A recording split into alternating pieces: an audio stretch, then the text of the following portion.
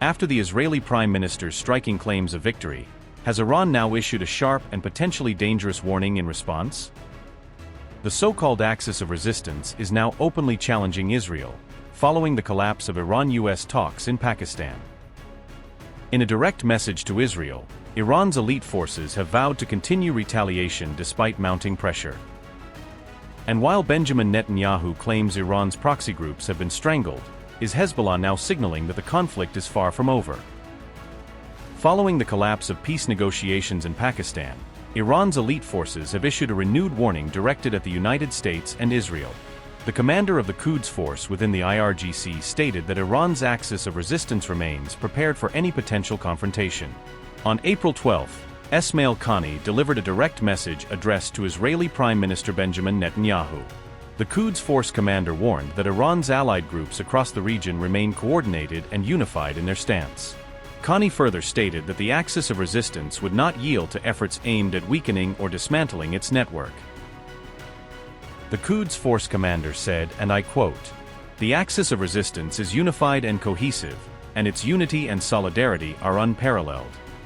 The Israeli regime believes that by exerting pressure on the resistance, and through the martyrdom of its members, and innocent and defenseless civilians, it can bring about their defeat, weakening, or surrender. However, the culture of resistance is such that the more pressure it endures, the stronger and more resilient it becomes. End quote. Hezbollah leader Sheikh Naim Qassem also conveyed a similar position, expressing alignment with Iran's broader stance. The group stated that the axis of resistance remains resilient and has strengthened despite ongoing developments, according to Press TV. Qassem also warned Israel of potential retaliation in response to continued military actions in Lebanon. He further suggested that Israeli operations in Lebanon may be linked to broader developments related to the conflict with Iran. The Hezbollah chief said, and I quote, "The resistance will continue until the very last breath, and the sacrifices made so far will only deepen our determination to liberate our land and preserve our dignity. Today, the resistance is stronger and more cohesive than at any other time." End quote.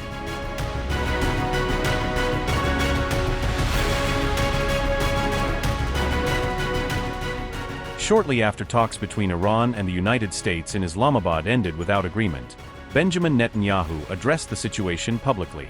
On April 11th, the Israeli Prime Minister stated that recent operations had significantly impacted Iran's nuclear and missile capabilities. Netanyahu also commented on Iran-aligned groups, asserting that Israeli actions have reduced their operational strength. Dear citizens of Israel, my brothers and sisters, the campaign is not yet over, but already now it is possible to state clearly, we have historic achievements. I want to remember where we were. Iran tried to grip us in a choking ring. Hamas in Gaza, Hezbollah in Lebanon, the Assad regime in Syria, the militias in Iraq, the Houthis in Yemen, Iran itself. They wanted to choke us, and we are choking them. They threatened us with annihilation, and they are now fighting to survive. We have struck them. We still have more to do, and I will immediately spell this out. But I want to begin specifically with Iran itself, specifically with the head of the octopus. Because I have devoted a significant part of my life to preventing one thing, that this regime of Ayatollahs obtain nuclear weapons, with which it seeks to annihilate the Jewish state and bring an end to Jewish history. I spoke about this in Congress and at the UN and in various parliaments. I authorized all kinds of actions, most of them covert, to delay them, and indeed we hurt them. But the world did not listen. Many said, it is not so terrible. It is even not so terrible if Iran has nuclear weapons. I heard these voices not only outside, I heard them even among us. And I, as Prime Minister of Israel, head of the one and only Jewish state, could not accept that. And the great change took place on that evening of With a Growling Lion that I announced to you, that our daring pilots are flying in the skies of Iran, and striking targets all across Iran. We were the first to break the barrier of fear, the fear of acting in Iran itself. And I remember my feeling, what excitement, what pride, goosebumps. And I know that you all experienced this too. We were the first to act because we knew what was on the line. But if I had told you a year ago that our male and female pilots would be flying in Iran, who would have believed it? And if I had told you a year ago that the United States of America, the strongest power in the world, would fight at our side, shoulder to shoulder, wing to wing, for close to 40 days against our common enemy. Who would have believed it? But all this happened because we initiated, we acted, we struck. And why did we go out to this campaign? Because Iran was very close to obtaining nuclear weapons and to obtaining the ability to produce missiles, thousands upon thousands of missiles. Not a handful of missiles a day that would fall on us, but many hundreds every day, two existential threats that we had to push away from above our heads. If we had not gone out to with a growling lion and afterwards to roaring lion, Iran would already have atomic bombs. That, we prevented. And I will tell you how we prevented it. Because before with a growling lion, this time intelligence reached me that was precise and on time. And it told us that Iran was beginning to act to turn its enriched uranium into nuclear weapons. And the moment we received this intelligence, we went into action. We eliminated 12 of their senior nuclear scientists.